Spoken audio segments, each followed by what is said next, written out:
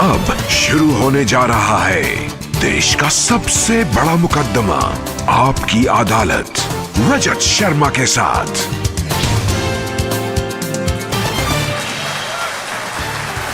नमस्कार, नमस्कार। आपकी अदालत में आपका बहुत बहुत स्वागत है। आप जानते हैं पिछले कई दिन से हमारी मुंबई फिल्म इंडस्ट्री में तरह तरह की बदनामियां हुई। किसने कहा कि मुंबई फिल्म इंडस्ट्री वाले नेपोटिज्म करते हैं, किसने कहा कि यहाँ ड्रग एडिक्शन है, किसने कहा कि यहाँ रंग को लेकर, कभी धर्म को लेकर। लेकिन इस अंधकार में एक चिराग ऐसा है जो जलता रहा। इस बदनामी के दौर में एक शख्स ऐसा है, एक फिल्म स्टार ऐसा है जिसको लोगों ने बहुत प्यार किया, अपना दोस्त समझा। कई जगह तो उनके मंदिर बना दिए गए। लेकिन जब लोकप्रियता बढ़ती है, नाम बढ़ता है, तो फिर इल्जाम भी लगते हैं, सवाल भी पूछे जाते हैं। तो please welcome real life hero Sonu Sood.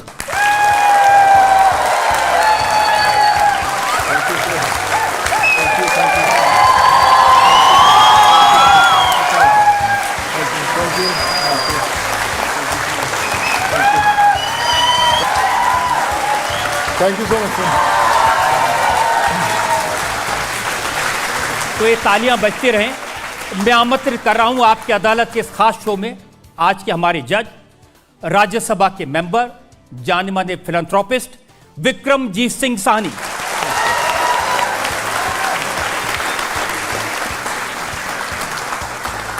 और इससे पहले कि मुकदमा शुरू करें, इल्जामात और सवालात का सिलसिला शुरू करें, आज के जज विक्रमजीत सिंह साहनी की इजाजत चाहेंगे आज की कार्रवाई शुरू करने के लिए। इजाजत।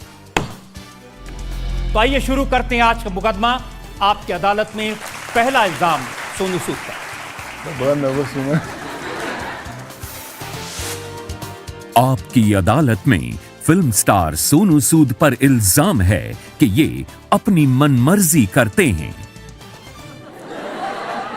सोनू, ये सही है कि आपके फादर ने आपको दुकान में कपड़ा नापने का काम दिया था और आप दुकान छोड़ के नागपुर चले गए इंजीनियर बनने अपनी मर्जी से? मेरे फादर मदर हमेशा कहते थे कि पढ़ाई बड़ी इंपॉर्टेंट है, तो इसलिए मैं उस नागपुर गया इंजीनियरिंग करने के लिए। लेकिन मैंने ये सोचा नहीं था कि एक्टर बनना है। यही था कि वापस आना है, शॉप पे बैठूंगा या कुछ और बिजनेस एक्सपैंड करेंगे। लेकिन चाहते थे इंजीनियरिंग करें जी, और आप बगैर टिकट मुंबई पहुंच गए। अनरिजर्व टिकट पे गया था, टिकट लिया था पर रिजर्वेशन नहीं था। बस बैठ के कहीं कोने में सीट्स पे बैठ के एडजस्ट करता करता मुंबई पहुंचा था। टीटी ने पकड़ा था? टीटी ने थोड़े थोड़े पैसे खिला के बैठ गया था कोने में से। और जब मुंबई पहुंचे तो वहां भी चौकीदार को पैसे खिला के स्टूडियो के अंदर घुस पाए? सर, फिल्म सिटी गया तो मुझे किसी ने बोला कि ऐसे जाने नहीं देंगे, तो मुझे लगा कि शायद देख के लगूंगा मैं एक्टर टाइप का हूँ, एंट्री दे देंगे। पर वहाँ पर भी फिल्म सिटी में रोक लिया। बोले कि जब शूटिंग नहीं है तो जाना नहीं पड़ता। तो आप 15-20 मिनट खड़ा रहा वहाँ पर और फिर किसी को 200-400 खिलाए और फिर अंदर वापस गया। और मैं सर सेट पे गया और मुझे लगा कि शूटिंग कहीं चल रही थी। मुझे लगा कि मैं खड़ा हो जाऊंगा और कोई ना कोई डायरेक्टर वगैरह देखे, एक्टर टाइप का लगता है, उसको काम देते हैं। तो पर ऐसा कुछ हुआ ही नहीं सर। सारा दिन घूमता रहा शाम तक फिल्म सिटी में और फिर वापस आया। और तब पहली दफ़ा रियलाइज़ हुआ कि ये जो मैं सोच कर आया था वैसे उतना ईजी नहीं है, थोड़े धक्के खाने ज़रूरी है। और देखिए, मेरे पास आपकी 97 की एक तस्वीर है। वाह। वो तस्वीर देख के ये अंदाज़ा लगाना पड़ेगा कि ये लड़का फिल्मों में हीरो बन सकता है कि नहीं।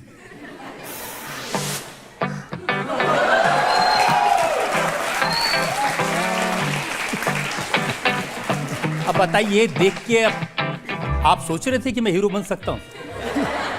सर बोलते कि उम्मीद पे दुनिया कायम है सर, तो उसी चक्कर में पहुंचा। मुझे लगता है कि ये तस्वीर देख के और भी बहुत सारे निकलेंगे यहाँ से सर। और फिल्मों में गए तो तमिल में, तेलुगु में? जी सर, मैं बोलते beggars are not the chooser sir, कुछ पता नहीं था। और मुझे याद है कि एक फिल्म का ऑफर आया मुझे कि विलन है, तो मैंने बोला कि यार ये विलन को ऑफर करे, इनका कोई विजन ही नहीं है, डायरेक्टर को कुछ पता नहीं, लड़का हीरो बनने आया और तुम विलन बना रहे हो यार। तो पर यह था कि कैमरे के सामने आना था। और फिर मैं चेन्नई में पहली फिल्म की मैंने तमिल, और वो हिट हुई फिल्म, तो वहाँ से फिर नेगेटिव रोल्स बड़े अप्रिशिएट होने शुरू हुए, फिर तमिल, तेलुगु, कन्नड़ा भाषा में। लेकिन ये सच है कि रोल देते समय उन्होंने आपकी एक्टिंग नहीं देखी?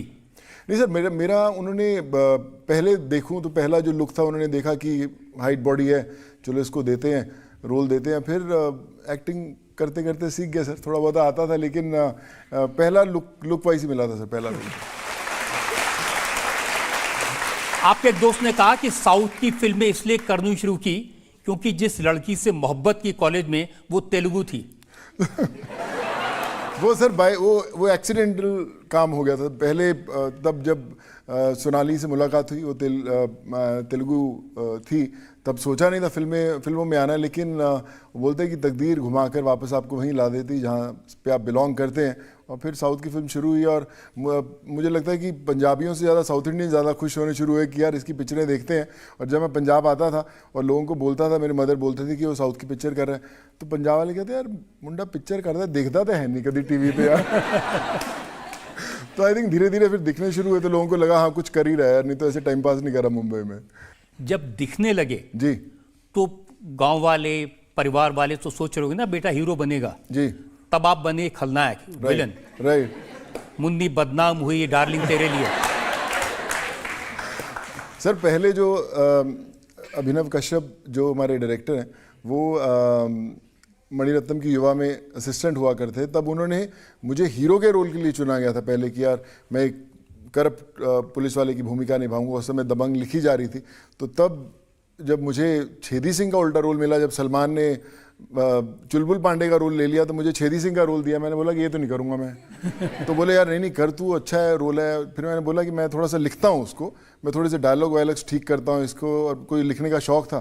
फिर मैंने 2-3 दिन में पूरा स्क्रिप्ट लिखा, कुछ डायलॉग्स लिखे, और फिर सुनाया मैं कि अगर ये ठीक है तो चलता है। देन दे सेड कि नहीं तो आजा करते हैं, और फिर सर दबंग बन गई। तो आपने छेदी सिंह के डायलॉग खुद लिखे? मैंने लिखे थे सर, काफ़ी डायलॉग्स लिखे। मैं बड़ी फिल्मों में लिखता हूँ अपने सारे डायलॉग्स, क्रेडिट नहीं लेता, बट बड़े हिट डायलॉग मेरे लिखे होते हैं।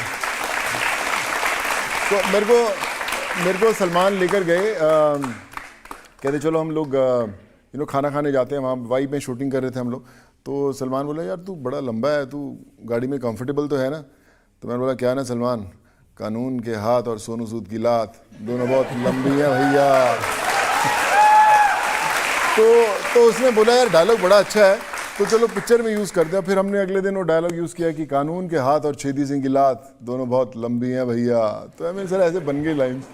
और उस फिल्म का सबसे फेमस डायलॉग तो सलमान का था कि इतने छेद करेंगे। वो मुझे याद है, हमारा फर्स्ट डे ऑफ शूट था, मुझे लिखने का शौक था, मैं अभिनव के साथ बैठ जाता था।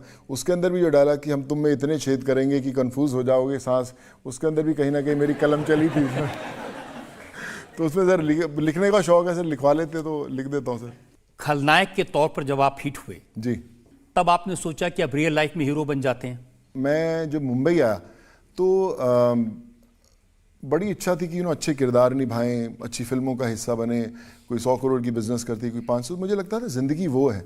और जब कोविड आया और आम लोगों के साथ जुड़ना शुरू किया, तब मैंने पहली दफ़ा महसूस किया कि जो ज़िंदगी का सबसे इम्पॉर्टेंट किरदार था, वो तो अब मैं निभाने का मौका मिला, जिसका इतने सालों से इंतज़ार कर रहा था। और ये ऊपर वाला डायरेक्ट कर रहा था, और आज भी सर वो फिल्म चल रही है। मैं चाहूँगा कि आखिरी ब्रेथ तक वो फिल्म चलती रहे, ऐसे ही ऊपर वाला मुझसे काम करवाता रहे और मैं ऐसे जुड़ता रहा।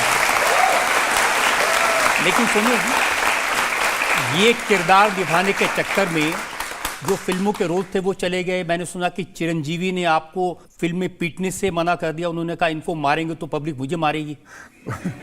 बिल्कुल सर, एक्शन चल रहा था। एक्चुअली सर 2 दौर थे। जब कोविड शुरू होने से पहले आधी फिल्म बनी थी, ऐसे 2-3 फिल्म थी, और जब कोविड के दौरान बंद हो गई शूटिंग और वापस आए तो इमेज बदल चुकी थी। और फिर जो हमारे एक्शन डायरेक्टर से हमारे एक्टर्स साथ में तो बोले कि यार हम मारेंगे तो नहीं, उसको लात मारेंगे तो गाली पड़ेगी। तो फिर कई चीज़ें रीशूट हुई, कई वापस री-एडिट हुए। और साउथ में थोड़ी सी इमोशन लोगों की ज़्यादा रहती, तो उन्होंने बोला कि यार ये चलेगा नहीं, अगर इसके ऊपर कुछ गाली दे ली या कॉलर पकड़ने की कोशिश की तो फिर लोग पसंद नहीं करेंगे। तो वापस हमने रीशूट किए थे फिर पोर्शंस। लेकिन दोस्त और घर वाले नहीं कहते थे कि बहुत पिटते हैं हर फिल्म में? सब कहते तो थे पहले कि यार तू मतलब बॉडी शॉडी तो उससे बेटर बना रखी है, लेकिन पिटता तू ज़्यादा है। तो मैंने बोला कि मैं तो एंड में पिटता हूँ, लेकिन पूरी पिक्चर में मैं पीटता हूँ। तो एंड में थोड़ी सी पिट खाने की कोई प्रॉब्लम नहीं है सर। कंगना रनौत की फिल्म के लिए आपने बड़ी मेहनत की थी, कुश्ती के लिए बॉडी बनाई थी जी। जब फिल्म आई तो उसमें रोल काट दिया गया? सर उसमें सर कंगना दोस्त है, मैं वो फिल्म जब की थी, क्रिश डायरेक्टर थे उसके और शूटिंग पूरी ख़त्म हो गई थी। फिर जब कंगना ने मुझे कहा कि मैं चाहती हूँ कि वापस मैं वो डायरेक्ट करना चाहती हूँ फिल्म, तो मैंने बोला कि मैं देखना चाहता हूँ कि क्या है, क्या पिक्चर में जो करना है। जब मैंने देखा तो मेरे सीन्स दिखे नहीं मुझे, तो मैंने बोला यार ये तो फिर सही नहीं है, मैं दोस्ती भी है और मैं कर भी नहीं सकता, तो मैं अगर शूट करूँगा तो मैं जो ओरिजिनल डायरेक्टर है उन्हीं के साथ शूट करूँगा। अगर आपको करनी है तो मैं भी मैं हाथ जोड़ के निकल जाऊँगा फिल्म से। तो मैं निकल गया वहाँ से पिक्चर से।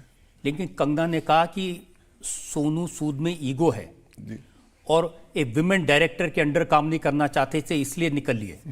मैं सर फराह खान के साथ किया था, जब उसने ऐसा स्टेटमेंट दिया तो फराह खान डर गई कि भैया मैं तो लड़की हूँ भैया, मेरा जेंडर मत बदलो आप।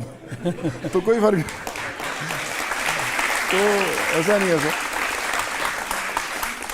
जनता से जो लोग सवाल पूछना चाहते हैं, हम आपको हिंदी मूवीज़ में देखते आए हैं और आपने जो अपना करियर स्टार्ट करा है वो तमिल एंड तेलुगु मूवीज़ से करा है और आप हैं पंजाबी सर जी। तो अगर आप अपना कोई एक डायलॉग तमिल तेलुगु मूवी का हम लोगों को बोल के बताएं तो अच्छा लगेगा सर। जी मुझे याद है सर, पहली फिल्म तमिल फिल्म थी, पिक्चर का नाम था कल्लड़गर। तो मुझे उन्होंने बड़ा एक लंबा सा डायलॉग दिया और कभी कैमरा फेस किया नहीं था, नर्वसनेस थी, नई दुनिया, नई भाषा, नए लोग, तो मैंने पूरा रट लिया था वो डायलॉग। और जब मैंने जाकर बोला तो कुछ डायलॉग ऐसा था कि साक्षात अंदे याने मुग्धन विनायक पेरुमाने करुणोदय कपतना वेरे मनसला नाम वेरे करो देव निंदाए आगदा, तो समथिंग लाइक दैट। तो मेरे डायरेक्टर बड़े खुश हो गए, कहते यार बड़ा फोकस बंदा है यार तू। फिर चल पड़ी गाड़ी से। तमिल तेलुगु तो ठीक है जी, चाइनीज फिल्में की आपने? चाइनीज़ की सर, चाइनीज़ की, अमराती फिल्म्स की सर। तो अलग अलग भाषाओं में मैंने पिछले की, चाइना में तो जैकी चैन ने बुलाया था, तो उन्होंने बोला कि एक दिन अचानक फ़ोन आया, मैं पंजाब में था और फ़ोन आया कि we are calling from Jackie Chan productions और we want you to do this film. और फिर से पता ही नहीं लगा चाइना में एक फिल्म तो मुझे नाम याद है, कुंग फू योगा, या कुंग फू योगा, लेकिन बाकी फिल्मों के नाम भी नहीं पता चल रहे क्या है। सर मुझे भी नहीं पता चल रहे। तो कोई चाइनीज में डायलॉग भी याद है? सर उस समय तो मैंने ना बड़ा सीखा था, मेरे को इधर मिलते नहीं चाइनीज, मैंने तो काफ़ी सीख ली थी सर उस समय बात करते करते। जैकी चैन जैसे नी हाओ ये सब बात करते थे, उनको कैसे बात करते वो भी सीख लिया था। फिर अभी 6-7 साल हो गए, सब छूट गया वापस, अभी उतना याद नहीं है, बट मज़ा बहुत आया था सर वहाँ काम करके। और सवाल कोई पूछना चाहते हैं? सर मेरा एक क्वेश्चन था, मैंने सुना था कि आपको बंगाली रसगुल्ला बहुत पसंद है जी, और बंगाली रसगुल्ला खिलाकर आपसे कोई कैसा भी काम करा सकता है, तो क्या ये सच है? बिल्कुल। मेरी सर रसगुल्ला कमज़ोरी है। कॉलेज के समय से जब हम लोग रैगिंग वैगिंग करते थे, मेरे साथ में बिहार के वाले बड़े लड़के रहते थे, तो रैगिंग में यही होता था कि क्या तू नया फर्स्ट ईयर का आया, क्या बोले काम कर 50 रसगुल्ला लेके आ। तो रसगुल्ला लेके आता, फिर हम सबको बांटते थे। वो आज भी है, बट ये है कि अभी प्रोफेशन हमें अलाउ नहीं करता और हम लोग खा नहीं सकते, तो इसलिए, बट स्टिल अगर बोलो तो कमज़ोरी है, उसको खिला के आज भी कुछ लेकिन भी करवा उन्होंने सकते कहा हैं। कि आपकी सिस्टर कहती हैं कि रसगुल्ला खिला के कोई भी काम करा सकते हैं, गाना गवा सकते हैं। सर गाना तो मत गवा दो। फिर लोग रसगुल्ला खिलाना बंद कर देंगे अगर मेरी आवाज़ सुनेंगे तो। सुनो, आपकी मदर के खत मैंने देखे हैं। जी माँ ने लिखा, तू उठे तो रोशन हो जाए क्षमा तेरे लिए। जी और मुझे लगता है कि वाकई में आपने अपनी माँ के लिए क्षमा रोशन की है। लेकिन जब क्षमा रोशन होती है तो परवाने भी आते हैं, जी जब नाम होता है तो फिर सवाल भी उठते हैं। कुछ और इल्ज़ामात मेरे पास हैं जी। आपकी अदालत में। अगला इल्ज़ाम, आपकी अदालत में फिल्म स्टार सोनू सूद पर आरोप है कि इन्होंने अपनी बदली इमेज का फायदा उठाया। सोनू अपनी इमेज को लेकर के मैंने सुना शुरू से परेशान रहते हैं, अपना नाम बदलना चाहते थे, सोनू अच्छा नहीं लगता था। सर मैं जब आया तो कई लोगों ने पूछा कि यार अगर तो एक्टर बन भी गया तो क्या बोलेंगे ये एक्टर सोनू है, तो ये क्या सोनू सूद कोई एक्टर थोड़ा हो सकता है।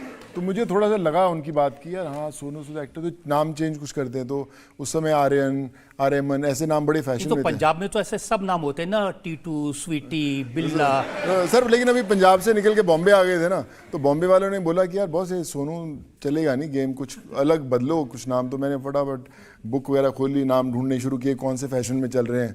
तो उस समय आर्यन ऐसे टाइप के नाम थे, ऐसे रखा भी कुछ 1 हफ्ते 10 दिन के लिए चला भी नाम कि भैया हाँ आर्यन, फिर खुद ही जेब से मुंह से निकलता था सोनू सूद ही है, तो फिर सोनू सूद चलता रहा। और फिर जब थोड़ा बहुत नाम बनना शुरू हुआ तो लगा चलो जब सोनू सूद यहाँ तक लेके आया तो आगे भी ले ही जाएगा नाम, तो आई थिंक फिर पड़ गया सर। सोनू इतना आगे ले गया कि अब लोग अपने बच्चों का नाम सोनू रखते हैं। हाँ जी सर, मेरे को कई लोगों ने रखा है, एक तो गुप्ता जी थे बिहार के, एक वो थे, उन्होंने अपने बच्चे का नाम सोनू सूद रखा। मैं कह रहा आप गुप्ता हो, सोनू सूद कैसे? कहते नहीं सर सोनू सूद गुप्ता है। तो अभी भी मिलते हैं सर आके, और अच्छा लगता है सर। आई मीन अभी लगता है कि माँ बाप ने सोच समझ के नाम रखा होगा सर। सोनू ये सब इसलिए अच्छा लगता है क्योंकि आपने लोगों के लिए बहुत काम किया, दिन रात मेहनत करके मजदूरों को घर भेजा, स्टूडेंट्स को फ्लाइट से बुलाया, लोगों के ऑपरेशन कराए, एजुकेशन कराई। लेकिन लोग ये भी पूछते हैं जो क्षमा के परवाने हैं जी कि ये क्यों करते हैं? जी, इमेज चमकाने के लिए, छवि बनाने के लिए? मैं तो खाना बांटने निकला था, कुछ लोगों को खाना बांटने लगा तो उन लोगों को फिर घर भेजना शुरू किया, तो लोगों की जो उम्मीद जब जुड़नी शुरू हुई तो ऐसा लगा कि पूरा देश लग गया। तो पता ही नहीं चला कि कब उस लेवल का हो गया कि लोगों के सवाल भी उठने शुरू हो गए कि ये अचानक कहाँ से उठ के आ गया।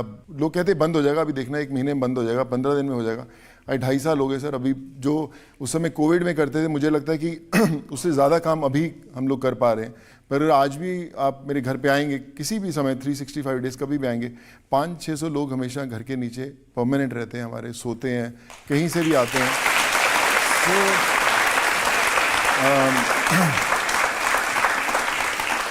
तो मैंने सर ये जाना कि इतने सालों में ये जाना कि एक उम्मीद और कोशिश दुनिया के सबसे बड़े शब्द हैं, कि अगर आपसे किसी को उम्मीद नहीं तो मुझे लगता है आपका जीवन अधूरा है, और अगर आप किसी के लिए कोशिश नहीं कर सकते तो मुझे लगता है आपको फेमस होने का कोई हक ही नहीं बनता। तो मैं उस उम्मीद के लिए कोशिश ज़रूर करता हूँ, बहुत दफ़ा फेल भी होता हूँ, ऐसा नहीं कि मैं हर किसी के ज़िंदगी बदल सकता हूँ, हाँ, पर लेकिन मैक्सिमम लोगों की कोशिश ज़रूर करता हूँ। लेकिन इसका थोड़ा बहुत फ़ायदा भी हुआ जी। मैंने सुना कि पहले ब्रांड्स रिजेक्ट कर देते थे जी, अब वही ब्रांड आपके पास आते हैं। सर अच्छी बात है सर, मैं ब्रांड्स को भी काम पे लगा दिया सर। मेरे को जितने ब्रांड्स आए, आप मोबाइल फ़ोन्स के ब्रांड्स जब आए तो मैंने 5,500-6 हज़ार उनसे फ़ोन बंटवाए। जब स्टील ब्रांड्स आए उनसे गरीबों को ई-रिक्शास बंटवाई। जब कंप्यूटर्स के ब्रांड्स आए, जो आज भी मैं कर रहा हूँ, तब साइन किया, आज वापस रिपीट इसलिए होते हैं क्योंकि मैं मैक्सिमम ब्रांडिंग जो है मैं बंटवाता हूँ उनसे। और आज भी मुझे लगता नहीं ऐसा देश को कोई जगह होगा या नहीं होगा जहाँ पे हम लोग नहीं करते। तो मुझे लगता है कि कहीं ना कहीं उनके अंदर भी होता होगा, चलो आज तक तो सब लोग पैसे ही मांगते थे, चलो अब ये बंटवाने लगा हुआ तो अच्छी काम है। So I think I thoroughly enjoy that space sir. लेकिन ब्रांड भी देखिए, जो आदमी अनरिजर्व कंपार्टमेंट में मुंबई आया था जी, उसकी तस्वीर हवाई जहाज पर दिखाई देती है जी। हवाई जहाज पर बहुत बड़ा बड़ा सोनू सूद लिखा हुआ दिखाई देता है। सर बहुत आई फील रियली हम्बल्ड। मुझे नहीं लगता मैं इतना डिज़र्व करता था, पर जब मैं मैंने देखा तो सबसे पहले I miss my parents. I wish कि वो होते देखने के लिए, पर मुझे मेरी मदर की कुछ वो लाइंस याद आ जाती जब मैं उसको उस प्लेन को देखा। तो हमेशा कहा करती थी कि अपनी ज़िंदगी की कलम में जब आप दुआओं की स्याही भर देते हैं तो आपकी जो तकदीर है वो पन्नों पर नहीं आसमान पर लिखी जाती है।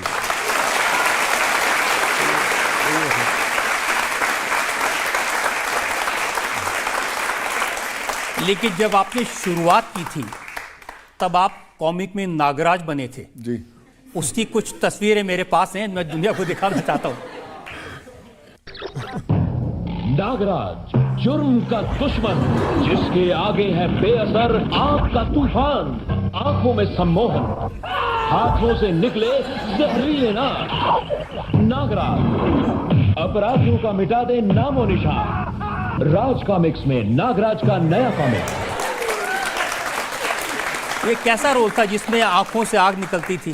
सर मैंने जब दिल्ली में स्ट्रगल शुरू किया तो ये मुझे मिला कि ऐड है, तो मेरे लिए बड़ी बात थी ऐड है। तो मैं दिल्ली में यहीं पे शूट करने गए थे हम लोग, और वो रिलीज़ हुआ ऐड, और फिर जब रिजल्ट सामने आए और देखे और कुछ कॉमिक्स बुक्स पे भी निकले, तो मुझे याद है मैं लाजपत नगर में घूम रहा था, तो कॉमिक्स में जो कॉमिक्स वाले उस समय रोड पे बैठ के बैठे थे, अरे नागराज आया, नागराज आया। तो मैं अपनी सिस्टर के साथ जा रहा था, मैं क्या तू कहाँ से पहचान लिया मुझे? कहता सर आपकी कॉमिक्स में। उसने फटाफट दिखाया, तो जो मेरी सिस्टर है वो बड़ी एक्साइटेड हुई, कहती चलो ले लेते कॉमिक्स। मैं कहा हट, लेनी नहीं कॉमिक्स। तो मैं मत लेना नहीं कॉमिक्स। तो फिर सर अभी आपने देखो ढूंढ लिया वापस। देखिए कहाँ नागराज जी और कहाँ सोनू सूद आज के, जिसके नाम पर लोग फूड स्टॉल बनाते हैं। कितनी तस्वीर मैंने देखी, कहीं पर लेडीज कॉर्नर बना लिया सोनू सूद के नाम पे, किसी ने दुकान का नाम सोनू सूद के नाम पर रख लिया। सर मैं वही बोला सर, दुआएं हैं जो कर देती हैं। बड़े कई लोगों के बिजनेस में आज भी उनकी, जहाँ पर भी जाता हूँ, कहीं किसी ने फास्ट फूड कॉर्नर खोला होता है। मैं अभी लास्ट वीक में जयपुर में गया था, तो मुझे याद है कोविड में किसी ने खोला था और Sonu Sood fast food corner करके, और उसने बोला कि सर मैंने जयपुर में खोला और जब मैंने आपका नाम लगाया तो हमारी दुकान बहुत चल पड़ी। तो मैंने बोला था कि मक्खन खूब डालना, जब मैं आऊँगा खाने के लिए तो तैयार रखना। तो मैं लास्ट वीक जयपुर में कुछ काम से गया था, लेकिन मैं उस दुकान पर गया था उसके खाने के लिए, और मैंने बोला कि मक्खन तैयार रख, कभी खाते हैं। सो आई फील कि मुझे लगता है कि मेरा एक रिश्ता है उन लोगों के साथ, मैं कभी जानता नहीं हूँ, बट कहीं ना कहीं वो कनेक्शन है। लेकिन जहाँ भी जाते हैं वहाँ की वीडियो बनाते हैं और पोस्ट करते हैं। मुझे लगता है कि शायद जब कल हम नहीं रहेंगे या हमारे बच्चे देखेंगे या कुछ देखें, तो उनको लगता है कि वो जुड़नी बड़ी हो, एक मैसेज बड़ा ज़रूरी जाना ज़रूरी है कि जो लोग शायद हमेशा सोचते होंगे कि आप उनके पास आएंगे, वो आप नहीं जाएं, तो मुझे लगता है कि वो रिश्ता कभी जुड़ ही नहीं पाएगा। तो I think it's a very important message कि आम लोगों को अपने साथ लेकर चलना बड़ा इंपॉर्टेंट है। देखिए आम लोगों ने साउथ में आपके नाम पर मंदिर बना दिए, आपको भगवान बना दिया, ये कुछ ज़्यादा नहीं हो गया? ज़्यादा है सर। मैंने उनको बोला, मुझे जब किसी ने बोला, मैंने बोला कि यार स्कूल बनाओ, अस्पताल बनाओ, मेरे नाम पे ये क्यों बनाना। मैंने 2-3 छोड़ के हमने बनवाए भी, एक बंगाल में बना रहे थे, तो उन्होंने भी एक स्कूल बनाया वहाँ पर। सो मुझे लगता है कि मैं डेफिनेटली ये तो नहीं डिज़र्व करता जो मुझे मिल रहा है, बट जो लोगों की इमोशन थी वो मुझे एक रिस्पॉन्सिबिलिटी ज़रूर देती है मेरे कंधों पर कि जो उम्मीद है वो कभी टूटने नहीं दूंगा मैं सर। सोनू करते तो और लोग भी हैं।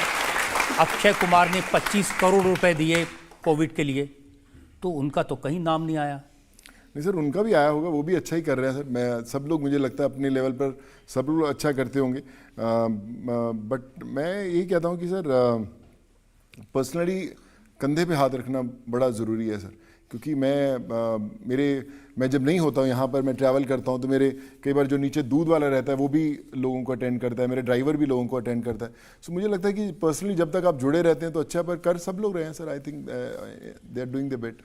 अमिताभ बच्चन ने बहुत कुछ किया, उसकी कुछ डिटेल्स मेरे पास में हैं जी। 15 करोड़ रुपए खर्च किए, 4 लाख मजदूरों को 1 महीने तक खाना खिलाया, यूपी बिहार के लिए 30 बसें बुक की। बच्चन साहब ने 2800 माइग्रेंट्स को ट्रेन से ट्रैवल का इंतज़ाम कराया, इंडिगो एयरलाइंस की 3 चार्टर फ्लाइट का खर्चा उठाया, ऑक्सीजन के लिए 250 बेड का सेंटर सेटअप किया, हॉस्पिटल्स में वेंटिलेटर्स का इंतज़ाम किया, कोविड से ऑर्फन हुए बच्चों को उन्होंने अडॉप्ट किया। लेकिन बच्चन साहब को तो वो याद नहीं करता, सोनू सूद को याद कर रहे हैं। नहीं सर, वो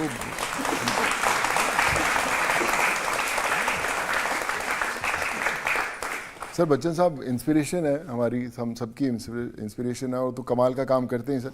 उन्हीं के दिखाए हुए नक्शे कदम पे हम भी चल रहे हैं सर, और चलते रहेंगे सर हमेशा। जब अक्षय और अमित जी की बात मैंने लोगों से की, तो किसने मुझे कहा कि सोनू की फिल्म का एक डायलॉग है, भाई और डॉन के ऊपर किंग होता है। सर मेरी पिक्चर का डायलॉग था सिंग इज किंग का, बट मुझे लगता है सर वो बड़े हैं, लेजेंड्स हैं सर। मैं तो अभी शुरुआत की है ज़िंदगी की, अभी बहुत लंबा सफ़र तय करना बाकी है, बट इंस्पायर करते हैं सर वो मुझे। मैं तो बैक बेंचर हूँ सर इसमें। Thank you. आपकी अदालत में अगला हिस्सा। आपकी अदालत में फिल्म स्टार सोनू सूद पर आरोप है कि इनके फंड का सोर्स एक रहस्य है। सोनू, आपने बहुत अच्छा काम किया, लाखों मजदूरों को घर भिजवाया, स्टूडेंट्स को हेल्प की, ये सब बगैर पैसे के तो होता नहीं, तो कहाँ से आता है वो पैसा? जैसा आपने बोला सर, बहुत पैसे चाहिए ये सब करने के लिए। जब मैं शुरू किया तो मुझे पता था कि जिस लेवल का डिमांड आ रही है लोगों की काम की, ये तो 2 दिन भी नहीं आप सर्वाइव नहीं कर सकते जिस लेवल पे आ रहा था। तो मुझे लगा कि इसको जोड़ें कैसे। तो मैंने जितने ब्रांड्स, मैंने जैसे बोला कि मेरे जितने ब्रांड्स, आप अगर बात करें ऐसा कोई ब्रांड जिनके साथ मैंने नहीं काम किया, जिनको मैंने साथ में अपने साथ डोनेशन पे नहीं लगाया।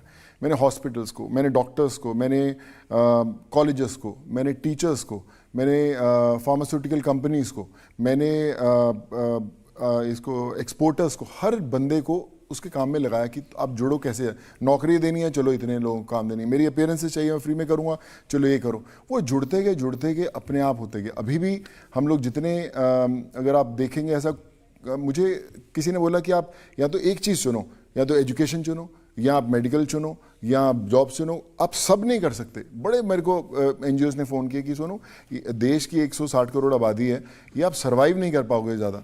तो मैंने बोला कि जो मेरे घर पे नीचे आता है, मैं उसको मना तो नहीं कर सकता।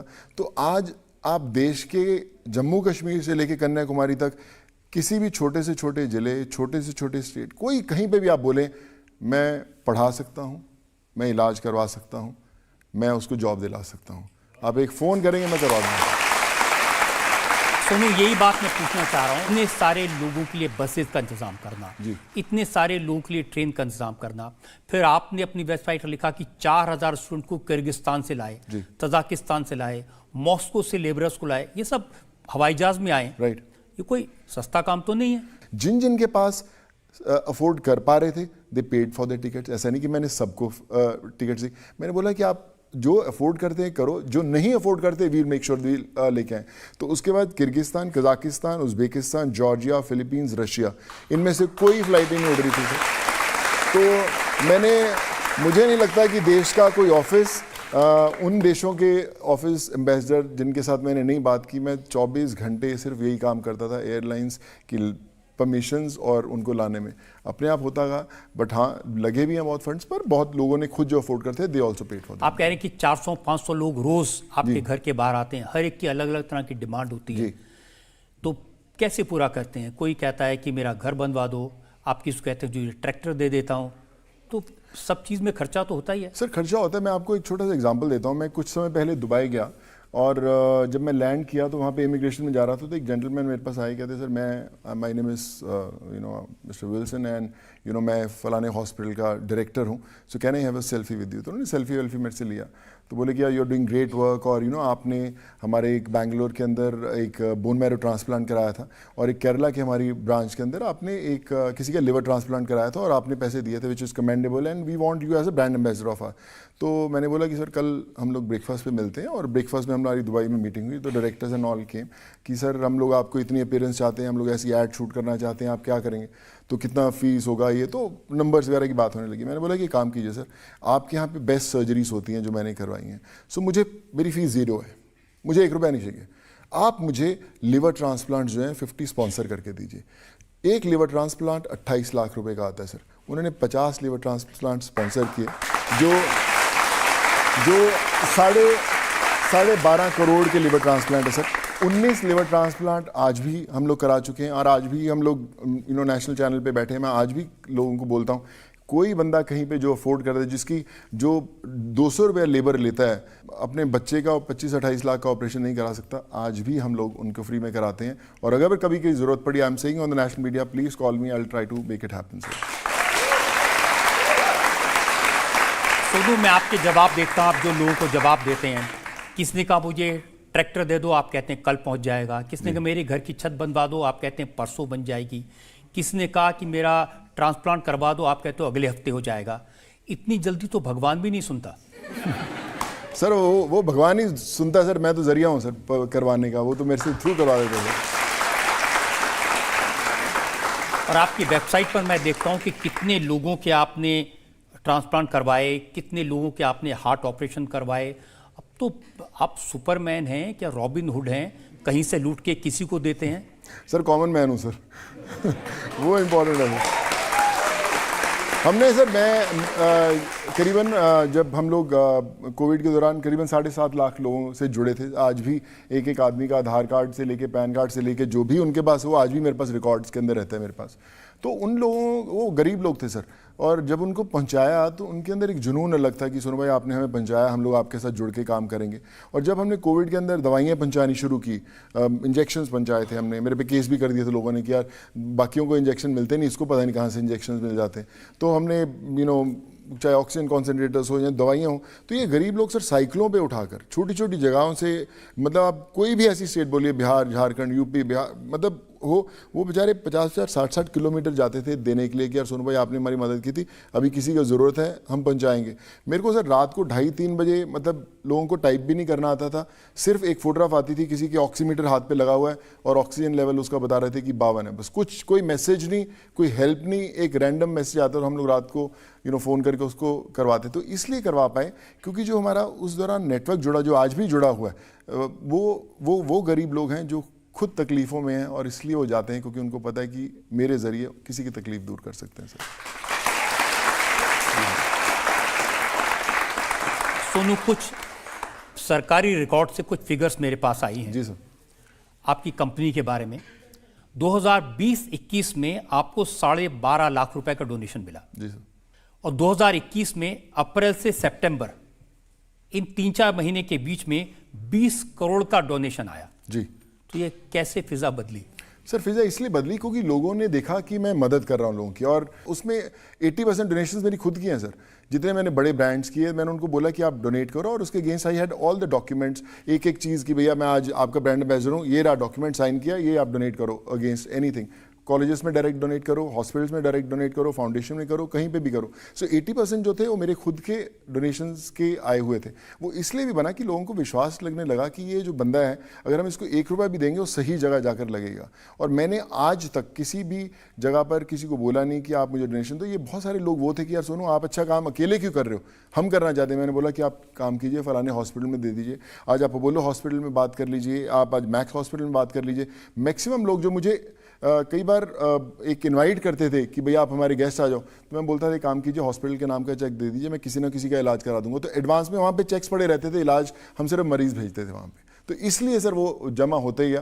बट लाइक आई सेड कि कुबेर का खजाना तो है नहीं सर जो पूरी ज़िंदगी चलता रहेगा, बट कोशिश यही करता रह रहा हूँ कि जोड़ता रहूँ, जितना हो मैक्सिमम लोगों तक पहुँचता रहूँ। तो पता नहीं सर कैसे हो रहा है, मुझे तो खुद नहीं पता। मैं अपनी कई बार वाइफ से बात करता हूँ या अपनी परिवार से बात करता हूँ, तो मुझे खुद ही नहीं समझ आता कि कैसे हो रहा है। बट मैं बस इतना ज़रूर कहूँगा कि जो मुझे लगता है कि जो 20 साल में मैंने फिल्में की होंगी 100 के करीब अलग भाषाओं में, वो सबको भी इकट्ठा कर लो ना सर, वो जो अभी कर रहा हूँ वो 1% भी नहीं है उसका सर। तो ये जो दुनिया वो कमाल है। लेकिन मैं सुना कभी बहुत इंटरेस्टिंग रिक्वेस्ट आती हैं जी। एक लड़के ने लिखा कि मेरी गर्लफ्रेंड से मुझे मिलवा दीजिए। सर बहुत लोगों की मिलवाया मैंने, ऐसे सच्ची बोलूँ तो आपको मैंने करवाया सर, बहुत लोगों को मिलवाया भी, ऐसी बात नहीं है वो। मैं और एक बच्चे ने लिखा कि पापा कह रहे हैं कि मम्मी को थोड़े दिन नानी के घर भिजवा दीजिए। सर देखिए यही ऐसे रिश्ते जोड़े सर लोगों ने। बट मैं खुद अपने मैसेजेस लिखता हूँ, मेरा कोई सोशल मीडिया टीम नहीं है जो कोई मेरे लिए टाइप करती है, मैं खुद ही लिखता हूँ और इमोशन में आकर। तो कैसे जवाब देते हैं? एक मैसेज मैंने देखा कि विलियमसन बहुत मार रहे हैं, इनको पेविलियन वापस भिजवा दीजिए। हाँ सर, तो वो भी था सर। वही मैं सर मुझे लगा कि मैं ये जो लोग हैं जहाँ पर भी हैं, वो एक उनको अगर मैच देख रहा है तो उसको लगता है यार हमारे साथ सोनू सूद बैठा मैच देख रहा है यार।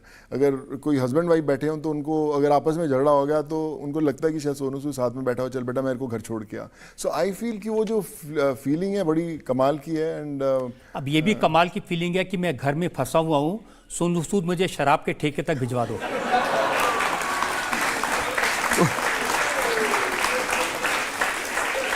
तो वो भी ट्वीट आया था कि मुझे शराब के ठेके तक पहुंचा दो। तो मैं बोला कि तो शराब के ठेके पर तो खुद पहुंच जाए, जब टल्ली हो जाए घर मैं पहुंचा दूंगा। किसी ने लिखा कि मेरा 7 साल का बेटा टीवी पर फिल्म देख रहा था जिसमें हीरो सोनू सूद की पिटाई कर रहा था, तो उसने टीवी तोड़ दिया। तो सोनू जी नया टीवी दिलवा दीजिए। तो मैंने सर उसका ही जवाब दिया था, मैं कि अगर ऐसे टीवी टूटे तो फिर सर टीवी टूटेगा और मेरा काम यही होएगा लोगों को टीवी पहुंचाने का सर। तो वो किया था सर, आंध्रा में किसी ने तोड़ दिया था सर। यार इतना प्यार आपको लोगों ने दिया है। एक रैप बिहार के लोगों ने बनाया है, वो मैं दर्शकों को सुनाना चाहता हूँ, जिसमें पता चलता है कि कितना प्यार सोनू सूद से लोग करते हैं। वो भी पूछ रहे हैं ऐसे कैसे कर पा रहे, पैसे कहाँ से आ रहे? सर ऊपर वाला दे रहा है सर। देखिए अभी आपके सामने ही है। पहले मैं जैसे बोला कि हमें लगता था कि पंजाब से आए हैं, नाम हो जाए, एक्टर है, लोग जानने पहचानने लग जाएं आपके नाम से, वो बहुत, उससे ऊपर कुछ नहीं है। पर जब आप ये इस दुनिया को एक्सपीरियंस करते तब आपको लगता है कि इससे ऊपर कुछ नहीं है।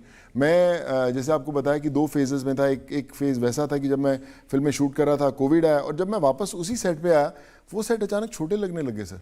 वो ऐसा लगने लगा यार, अरे इसके पीछे भाग रहे थे क्या आज तक, इसके पीछे इतनी स्ट्रगल कर रहे थे, तो ये तो वो नहीं है जो मैं ढूंढने आया था। So I think awakening of life होता है सर। और फिर कई बार आपको वही चीज़ें छोटी लगने लग जाती हैं, और फिर आज आपके सामने पहुंच जाता हूं सर मैं।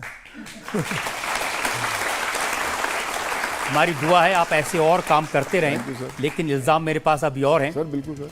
आपकी अदालत में अगला इल्ज़ाम।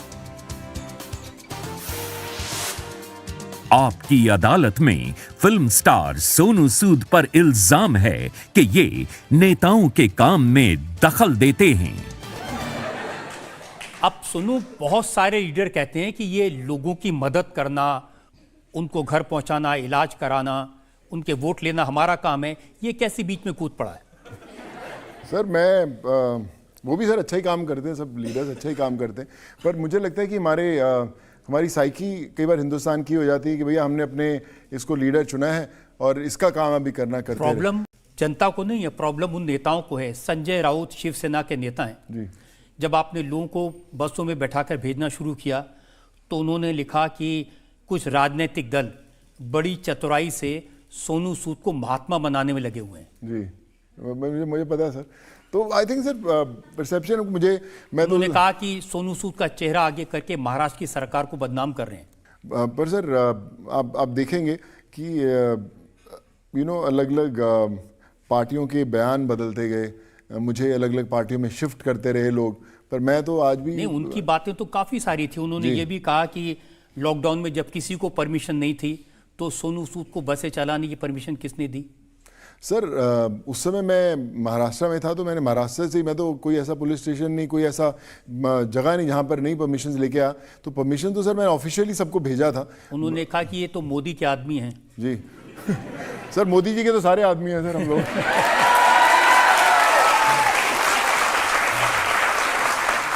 लेकिन आपको उनकी बातों से परेशानी तो हुई होगी जब उन्होंने कहा कि ये तो एक्टर है, पैसे दे के कुछ भी करवा लो। सर ऐसा नहीं था। मुझे जब उन्होंने बयान दिया था मुझे पता भी नहीं था। मैं तो उस रेलवे स्टेशन पे था, कहीं पे भिजवा रहा था, तो मुझे अचानक किसी का फ़ोन आया, किसी ने बोला कि यार तूने न्यूज़ देखा क्या?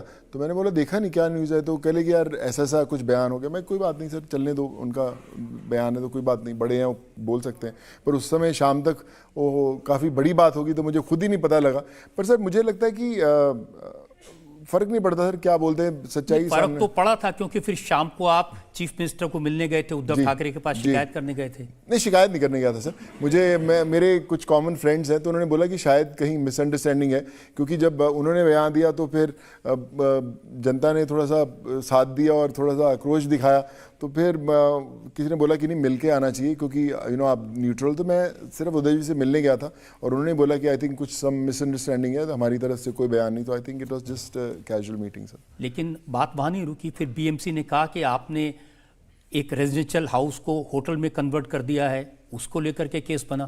सर वो ना मेरा खुद का बनाया हुआ नहीं था, वो पहले से ही था होटल। मैंने सिर्फ ये किया था कि जितने माइग्रेंट्स थे उस समय उनके पास घर नहीं थे, सड़कों पे थे, तो मैंने उनको सबको वहाँ पे ठहरा दिया था। तो जितने लोग थे माइग्रेंट्स जो थे वहाँ रुके हुए थे, तो मुझ पर फिर थोड़े से सवाल उठाए गए कि क्यों कर रहा है ऐसा काम। तो फिर शरद पवार के पास जाना पड़ा आपको? नहीं सर, शरद जी तो मैं वैसे ही मिलने गया था। कुछ उनसे मैंने कभी जिक्र भी नहीं किया इसके बारे में, ना कभी हेल्प मांगी कि मुझे बताएं। लेकिन आपको लग रहा था कि आपकी जो लोकप्रियता हो रही है, पॉपुलैरिटी हो रही है, पब्लिक सपोर्ट मिल रहा है, उससे ये लोग जलने लगे हैं? नहीं सर, मुझे नहीं लगता कि जल रहे थे, बट ये है कि जब आप लाइमलाइट में आते हैं तो धुआं तो उठ रहा था। धुआं तो उठ रहा, आग भी लग रही थी सर बड़ी जगह पे। बट सर चलता है, मुझे लगता है फर्क नहीं पड़ना चाहिए, रुकना नहीं चाहिए। आई थिंक मेरी मदर हमेशा कहा करती कि ज़िंदगी में अगर स्पीड ब्रेकर्स ना आए तो समझ लेना तुम सही रास्ते पे नहीं चल रहे हो, अगर स्पीड ब्रेकर्स हैं तो मतलब सही रास्ते पे चल रहे हो। तो लेकिन कुछ लोग ऐसे थे जिन्होंने तारीफ की थी। प्रियंका गांधी ने आपको फ़ोन किया, बिल्कुल प्रियंका जी ने किया था। In fact she was the first one two call. उन्होंने कहा था कि बहुत अच्छा काम करें। स्मृति ईरानी जी उन्होंने भी मुझे कॉल करके बहुत बूस्टअप किया था कि just keep the good work going. और आई थिंक ये मैटर करता है। आपको लगता है कि आप सही रास्ते बहुत सारे चीफ मिनिस्टर्स के बयान देखे मैंने। पंजाब के मुख्यमंत्री अमरिंदर सिंह थे उस समय जी। उत्तराखंड के मुख्यमंत्री रावत थे जी। उड़ीसा के मुख्यमंत्री, सब लोगों ने तारीफ की, ट्वीट किया। जी सर बिल्कुल। मैंने इनफैक्ट जब मैं फ्लाइट शुरू की तो और बसेस शुरू की तो सब स्टेट्स में जा रहा था। इनफैक्ट पहली जो फ्लाइट उड़ी थी हिंदुस्तान में वो कोचीन के पास एर्नाकुलम एक जगह है सर, वहाँ पे करीबन 170-80 लड़कियां जो थी एक स्टिचिंग फैक्ट्री में काम करती जो फंस गई थी। तो किसी ने बोला कि इनको निकालना है, तो फिर मैं उनको रात को मैंने फ़्लाइट की स्पेशल परमिशंस निकलवाई वहाँ से, और एर्नाकुलम से उनको रात को मैं कोचीन लेके आया 3:30 बजे। और फिर मैंने सुबह, मुझे 1.5 घंटे की परमिशन मिली थी एयरपोर्ट खुलवाने की, और फिर मैंने उनको कोचीन से भुवनेश्वर लेके आया था। तो पटनायक सर जो है वहाँ के सीएम, उन्होंने बोला था कि thank you so much for saving these 170 girls. तो सबने सराहा था sir. I think that kept me going कि मुझे। लेकिन जो राजनेता होते हैं वो बगैर फायदे के किसी की सराहना नहीं करते। पर इस बार की थी सर इस बार एक्सेप्शन था, but I think I mean उनकी ग्रेटनेस थी कि दे एक्नॉलेज कि मैं ठीक कर रहा हूँ सर। मैं बस हाथ जोड़ के थैंक यू बोलता रहा सर, पीछे खड़ा था मैंने सुना है कि कुछ ऑफर करते रहे आपको। सर मेरे को आई हैं ऑफर। मैं बहुत बड़ी बड़ी पोस्ट आई हैं जिनमें पहुंचने में शायद सालों लग जाते हैं लोगों को। वो ऑफ़र्स हुई हैं मेरे को। राज्यसभा भी ऑफ़र हुई कई दफ़ा। बड़ी कमाल लगता है सर, अच्छा लगता है। पर मुझे लगता था कि मैं शायद तैयार नहीं हूँ इसके लिए, थोड़ा वक्त है अभी उसमें आने के लिए। तो जब तक अंदर से पूरी तरह वो जोश ना आए करने के लिए, तो मुझे लगता है प्लंज नहीं लेना चाहिए। तो मैं कहा नहीं, मुझे नहीं करना। और कई ने बोला भी कि जो तुम्हें ऑफ़र कर रहे हैं, तुम्हें पता है कि पूरी ज़िंदगी निकल जाती है लोगों की, जनरेशन्स निकल जाती हैं उसको पाने के लिए। सो आई थिंक मेरे ज़िंदगी के लक्ष्य कुछ और थे सर, तो अभी भी। लेकिन सारी इमेज का राजनीति में फायदा नहीं हुआ। आपकी सिस्टर को आपने चुनाव लड़वाया जी, कांग्रेस की टिकट से चुनाव लड़वाया सर। उसमें ना लेकिन हार गई। पर मेरी सिस्टर सर पहले से ही बहुत चैरिटी का काम करती है और आज भी करती हैं। आज भी अगर आप मोगा में जाके देखेंगे तो हमारे घर के बाहर लाइनें लगी रहती हैं, और शायद जो लोकल एमएलए उनके यहाँ कोई भी नहीं आता होगा, वो उधर से इधर ही भेज देते कि जाओ उनके यहाँ जाओ। तो मुझे लगता है कि वो हम लोग तैयार कभी थे ही नहीं सर। We are not. नहीं, ये तो पक्का है। अगर तैयार होते तो पॉलिटिकल समझ होती। आपको पता होता है कि इस बार आम आदमी पार्टी की हवा है, तो केजरीवाल से टिकट दिलवाते। तो केजरीवाल सर बड़े अच्छे हैं, उन्होंने भी इनफैक्ट ऐसा नहीं बोला था। पर सर हमें पता ही नहीं था क्या है, तो हम तो एकदम ऐसे थे कि यार कर रहे हैं, तो जहाँ बिठा दिया बैठ गए, जहाँ खड़े हो गए। तो हम तो मकसद कुछ और था। तो सर जीतना हारना बड़ा इंपॉर्टेंट नहीं है। बहुत सारे लोग जीतते हैं, बहुत सारे बड़े बड़े मुद्दों पे, ओहदों पे आते हैं, पर आई फील कि लोगों का दिल जीतना इंपॉर्टेंट है। और जब आपके दरवाजे पे जब लोग पहुँचते हैं, तो आई थिंक वो आपकी असली जीत होती है। अगर आप जीते और दरवाजे पे कोई आया ही नहीं, तो क्या फायदा ना सर जीतने का। नहीं, लेकिन आपको लगा कि स्ट्रेटेजी गलत हो गई? आम आदमी पार्टी से टिकट दिलवाते तो कोई मुश्किल नहीं होती। सर मुझे लगता है कि जीत जाते फिर क्या होता है सर, एक बन जाते, आप बन जाते, अच्छी बात है, और भी करते। आम आदमी पार्टी से भी अरविंद जी ने डेफिनेटली बोला था, पर जैसा हमने बोला कि सर हमें समझ ही नहीं था, हमें कुछ पता ही नहीं था ना हमने। या आप डर गए कि एक बार केजरीवाल से मिले थे तो इनकम टैक्स वाले आ गए थे? नहीं सर, ऐसी बात आप नहीं है। मिले उसके 19 दिन बाद मेहमान आ गए थे। अच्छा 19 दिन थे सर, मैं भूल गया कैलकुलेशन आ गए थे sir. But like I said कि मैं जब अरविंद जी से मिला था, मैं उनसे मिला था एक बड़ा कमाल का। मैं एजुकेशन में सर बड़ा सपोर्ट करता हूँ। अभी मेरे मदर प्रोफेसर थे, तो मैंने आज आप कोई भी फील्ड की बात करें, CA IAS, कोई भी, हम लोग हज़ारों स्टूडेंट्स को पढ़ाते हैं। तो अरविंद जी थॉट कि I should be the face of a programme called देश के मेंटोर, कि भैया किस तरह लोगों को हम मेंटोरशिप करें। और मैं तो उसी का मेंटोरशिप का एक फेज़ बनने गया था। और जब वहाँ पे भी पूछा गया था, मैं तभी भी बोला था कि मुझे पॉलिटिकल कोई एम्बिशन नहीं है, तो मैं तो पढ़ाने आया हूँ बच्चों को। बट मे बी शायद लोगों ने कुछ और देखा होगा और घर पे मेहमान आए होंगे, पर कोई बात नहीं सर, हमने सबने एंजॉय किया। नहीं, लेकिन इनकम टैक्स वाले ऐसे ही आते हैं जैसे आजकल BBC के दफ्तर में आए हुए हैं। तो अच्छा सर, मैं तो जब मेरे घर पे आए, तो मैं तो सुबह जब 5:30-6 बजे सुबह आए, तो मैं तो उठ जाता हूँ जल्दी। तो जैसे ही आए तो मैंने बोले कि सर हम वहाँ से आए हैं डिपार्टमेंट से। तो मैं कहा सर वेलकम, आप आइए। अभी मैं कहा पर ये बात ज़रूर है सर कि आप जितने भी 2 दिन 4 दिन जितने दिन भी रुकेंगे आपकी ज़िंदगी का ये सबसे बेस्ट एक्सपीरियंस होगा, और जब आप जाएंगे आप कहेंगे इतना मज़ा कहीं और नहीं आया जितना यहाँ पे आया। तो और उन्होंने बोला भी सर, जब वो गए भी तभी भी उन्होंने बोला मेरे घर पे कबर्ड्स में कोई लॉक नहीं है सर, मेरे यहाँ पे कुछ नहीं है, हर चीज़ खुली है, मेरी कबर्ड्स ऐसी ही रहती है, हमारे घर का दरवाज़ा जो भी है वो भी लॉक नहीं है, उसको सुबह हम लोग खोल देते हैं, जिसको भी आना होता है अंदर आ जाता है, चले जाता है। तो जब उन्होंने कबर्ड्स खोली, ड्रॉर खोली, तो बोले लॉक ही नहीं है यार तुम्हारे यहाँ पे। मैं कहा सर ऐसे ही है, हमारे खुले ही रहते हैं घर, पूरा ऐसे ही रहता है। So I think that was something that they thought कि यार अरे बड़ी कमाल की जगह है। तो लेकिन जानने के बाद जो रिपोर्ट उन्होंने भेजी उसकी कुछ एक्सर्ट मेरे पास में है। जी sir. Department revenue, central board of direct taxes, उसका कहना है कि इनकम टैक्स की जांच में पता चला एक्टर सोनू सूद की कंपनियों में टैक्स इवेजन की बोगस एंट्रीज पाई गई और कैश के बदले चेक इशू किए गए थे। तो सर मैं जो उन्होंने बोला, आज भी हम लोग एक एक डॉक्यूमेंट दे रहे हैं, but like I said with all due respect they are very honourable और उनका पूरा हक बनता है जो भी करने के लिए। बट एक एक चीज़ जो थी we have submitted all the documents, और आज भी मैं आपके सामने शायद इसीलिए बैठा हूँ कि कहीं ना कहीं सब ठीक होगा। बट लाइक आई सेड उनका काम उन्होंने किया। मैं एक और बात लिखी उन्होंने, जी सर, जयपुर बेस्ड एक इंफ्रास्ट्रक्चर कंपनी के साथ 175 करोड़ 175 करोड़ इसकी डूबियस सर्कुलर ट्रांजैक्शंस किए गए। सर ये मेरा कोई नहीं है, this was something which I also question. मेरा जयपुर से कोई लेना देना नहीं, मेरा कोई इससे कोई दूर दूर तक कनेक्शन नहीं था। वो एक फर्स्ट जब हमने उसका अप्रूव दिया तभी पता चल गया था। आई थिंक वो कुछ और किसी के जुड़ के मेरे साथ आ गया था। मेरा कुछ दूर दूर तक इस क्लॉज के साथ कुछ नहीं था लेना देना। तो ये सब देख के आपको नहीं लगता कि किसी से पंगा नहीं लेना चाहिए, चाहे वो शिवसेना हो, चाहे बीजेपी हो, चाहे आम आदमी पार्टी हो?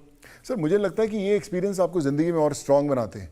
तो मुझे वो लाइनें याद आती हैं कि हौसला रख एक समय ऐसा आएगा, हौसला रख एक समय ऐसा आएगा जब घड़ी दूसरे की होगी और समय तेरा बताएगा। So all these experiences sir made me stronger. मैं आपको छोटा सा सर एग्जांपल देता हूँ। एक जोधपुर का केस था, एक किसी का इलाज करना था। वो एक कम्युनिटी के लोग थे और उस बच्चे का लिवर ट्रांसप्लांट का केस था सर। तो 35-38 लाख रुपए उसके लग रहे थे उस बच्चे के। 8 साल का बच्चा था, शुभम नाम था उसका, जोधपुर का बच्चा। तो किसी मेरे दोस्त ने रेफ़र किया और मैंने बोला कि मैंने अपोलो हॉस्पिटल में बात किया हैदराबाद में, तो किया उसका कम करा के 35 से 28 लाख से मैंने बोला कि इनका बिल्कुल पैसे नहीं सर, मैं ही कर रहा हूँ इलाज। 18 लाख में हम लोग लेके आए। मैंने बोला कि आप इंतज़ाम करो, कितने पैसे इंतज़ाम करेंगे? तो उन्होंने बोला कि सर हम तो 2-2.5 लाख इकट्ठे कर पाएंगे। मैंने सीएम ऑफिस में फ़ोन करके मैंने बोला कि ये काम कीजिए आप सर, थोड़ा सा आप मदद कीजिए। सीएम ऑफिस से 10 लाख का चेक आया, 2-2.5 लाख इन्होंने किए, 6 लाख मैंने देखे सर, वो इलाज हो गया, 18 लाख का इलाज हो गया। जब 1-1.5 महीने बाद मेरे पास वापस बिलिंग आई तो मेरे पास 18 लाख की और बिलिंग जुड़ के आई अपोलो हॉस्पिटल से। मैंने अपोलो में बोला कि सर वो तो सीएम ऑफिस से 10 लाख आगे थे। तो गलती क्या हुआ कि सीएम ऑफिस से जो पैसे थे सर उनके पर्सनल अकाउंट में चले गए बच्चों के। तो मैंने उनसे फ़ोन किया, मैं कि सर आपके बच्चे को बचा दिया, आप हॉस्पिटल में तो जमा कर दीजिए। तो कहते नहीं सर हमें बच्चे का फ्यूचर भी तो देखना है ना सर। तो मैंने बोला कि सर देखिए अगर उसको नहीं बचाते तो बचता नहीं तो फ्यूचर कहाँ जाता है? कहते सर वो तो खर्च हो गया हमसे। तो जिन्होंने मेरे दोस्त ने रेफ़र किया, मैं तो आज तक उस बच्चे से मिला भी नहीं। सो मैं वो दोस्त को बड़ा बुरा लगा कि यार ऐसे बंदों की मदद ही नहीं करनी चाहिए आज तक। तो मेरे लाइफ के अंदर मुझे ऐसा लगा कि अगर कोई और किसी के साथ एक्सपीरियंस होता तो बोलता यार क्या लेना देना, दफ़ा करो, ये तो दुनिया नहीं है काम करने वाली। पर मुझे लगता है उसके बाद भी हम लोग करते रहे। तो सर ये मुझे लगता है हमारे टेस्टिंग वाटर्स होते हैं, हमें सिखाते हैं कि आपको क्या बंद नहीं करना। अगर आपने बंद कर दिया होता तो फिर तो सर आई थिंक वो एक मुझे ध्यान है कि अमिताभ बच्चन जब राजनीति में गए थे जी तो थोड़े ही साल बाद वापस आ गए जी, कहा कि ये गंदा नाला है, सस्पूल है। जी सर जितना मैंने थोड़ा सा एक्सपीरियंस किया इस दौरान में, तो यस उंगली तो उठाते हैं लोग आपके पास। आप बोलते हैं कि अगर इस दुनिया में आना है तो अपनी पीठ जो है मजबूत रखनी पड़ेगी, क्योंकि शाबाशी भी इस पे देते हैं और छुरा भी इसी पे भोंकते हैं।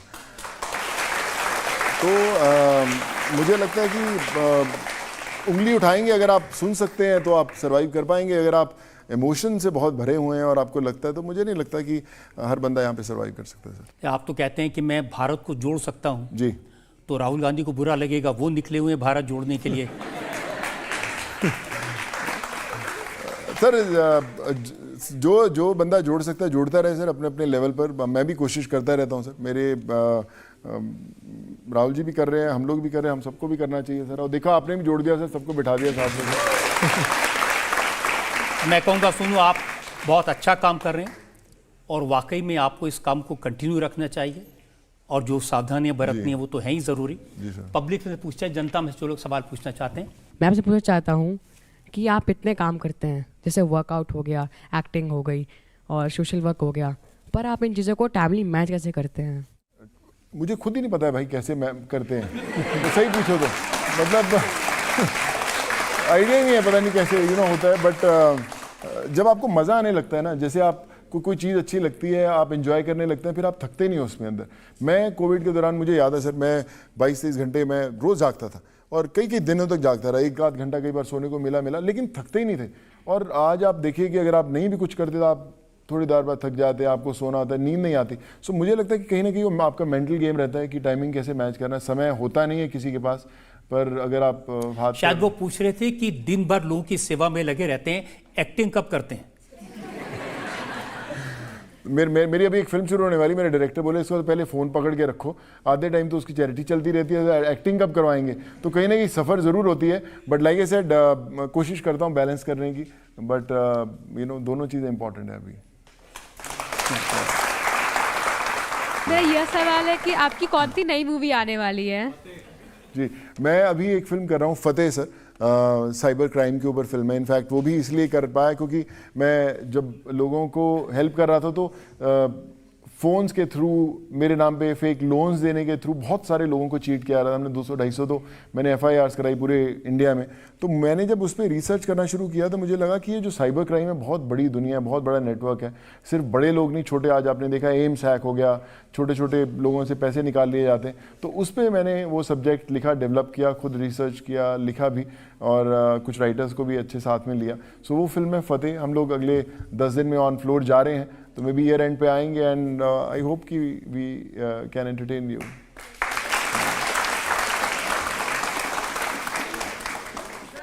आप क्या बोल रही हैं? हाँ जी, बताएं। सर, मेरा नाम वर्षा है और मैं बधिर हूँ। मेरा सांकेतिक नाम ये है, जिस तरह से आपका नाम सोनू है, तो हम बधिर समुदाय के लोग आपको इस तरह से सांकेतिक भाषा में बुलाते हैं। सर, मेरा आपसे कुछ सवाल थे, तो मैं आपको कुछ 2 सवाल पूछूंगी। पहला तो ये कि जैसे मैंने एक्टिंग करियर में मेरा ड्रीम था कि मैं एक्टिंग करूं, बट जिस तरह से मैंने मूवीज़ और बाकी सब देखी हैं, तो वहाँ पर हियरिंग लोगों को ज़्यादा चांस मिलता है, और वहीं बधिर होने की वजह से हमें दबा दिया जाता है कि हम एक्टिंग नहीं कर सकते हैं, बल्कि हमारे पास हमारी सांकेतिक भाषा है। आप एक्टर हैं? जी हाँ, और ऐसे मैं पहले काफ़ी ज़्यादा एक्टिंग में कुछ पार्ट्स लिए थे मैंने, बट बहुत सारे ऐसे फ्रॉड्स होते हैं जिस वजह से मैंने अपना ये ड्रीम जो है वो गिव अप कर दिया। वर्षा, मैं इतना ही कहना चाहता हूं कि आप अपना ड्रीम मत छोड़ें। मुझे बड़ा अच्छा लगा कि आप यहाँ पर अपने जो इमोशन एक्सप्रेस कर पाई।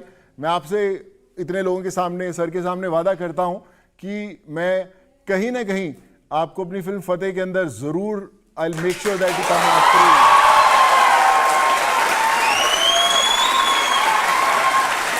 Thank you very much, thank you Sonu. ये जो जज्बा आपका है, शायद ये जज्बा ही आपको इतना बड़ा बनाता है। नहीं सर, मैं आपको बोला ना, आज जरिया था, मुझे पता नहीं जो हम लोग मैसेज दे पाए, बट आई थिंक शायद आज उनके लिए कुछ करना था हम लोगों को, शायद मैं इसलिए इस चेयर पे बैठा। But like I said sir, जो भी कुछ मेरे से हो पाता है, कर पाता हूँ, मैं उसकी कोशिश ज़रूर करता रहूँगा सर। आज हमने मुकदमा चलाया सोनू सूद पर, उनसे पूछा उनकी फिल्म की ज़िंदगी के बारे में, वो लोगों की जो सेवा कर रहे हैं, तरह तरह के काम कर रहे हैं, उसके बारे में, उसकी फंडिंग के बारे में। अब वक्त है आपकी अदालत में आज के जज राज्यसभा के मेंबर विक्रमजीत साहनी के फैसले का। लोग कहते हैं कि बदलता है जमाना अक्सर, पर मर्द वो हैं जो जमाने को बदल देते हैं। अरे क्या बात। और आपने हजारों लोगों को उम्मीद दी है। अभी एक डेफ एंड डम बच्चे को आपने फतेह मूवी में एकदम से स्पॉन्टेनियसली रोल दिया है, तो अदालत समझती है कि आप रियल लाइफ हीरो हैं। कोविड में माइग्रेंट लेबर, स्टूडेंट्स को स्कॉलरशिप, और मैं समझता हूं, क्योंकि मैं भी इसी फिलॉसफी का हूं, कि extending a helping hand to needy is equal to joining 2 hands for prayers. और आपका ये कहना कि रियल लाइफ, ये फिल्म तो 3 घंटे की ख़त्म हो जाती है, लेकिन रियल फिल्म जो सेवा की है, निष्काम सेवा की, वो चलती रहनी चाहिए, चालू रहनी चाहिए। और इसी तरह आप समाज सेवा करते रहें। ये अदालत आपको बाइज्जत बरी करती है और आपको सलाह देती है कि इसी तरह आपको उम्मीद करते हैं समाज सेवा करते रहें, पर किसी तरह के विवाद से बचकर रहें, सतर्क रहें और ट्रांसपेरेंसी से काम करें। धन्यवाद। कुछ कहना चाहते हैं आप?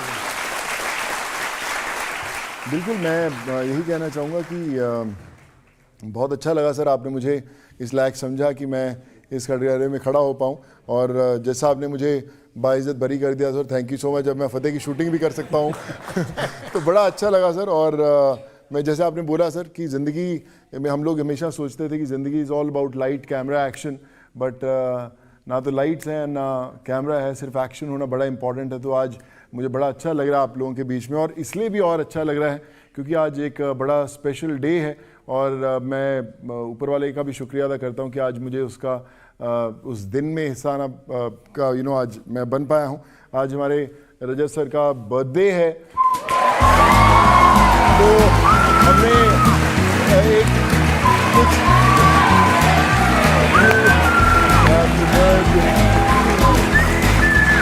तो जज साहब, अगर आपकी इजाज़त हो तो हमने एक केक भी मंगाया है यहाँ पर, तो अगर केक ये बिल्कुल सरप्राइज है मेरे लिए। सर बिल्कुल sir, it's a very very special. मुझे लगता है आप सिर्फ मैंने रिसर्च नहीं किया, आपने भी किया।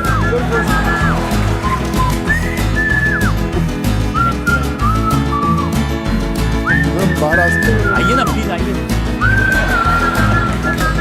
अब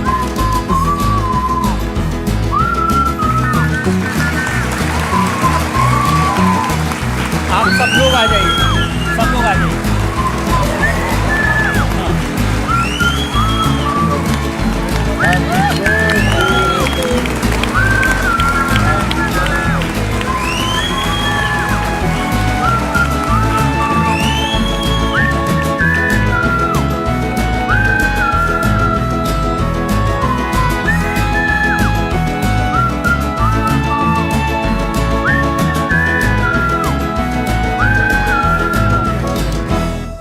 इंडिया टीवी हर वक्त हर जगह डाउनलोड करने के लिए सर्च करें India TV news Google play store या ऐप स्टोर पर।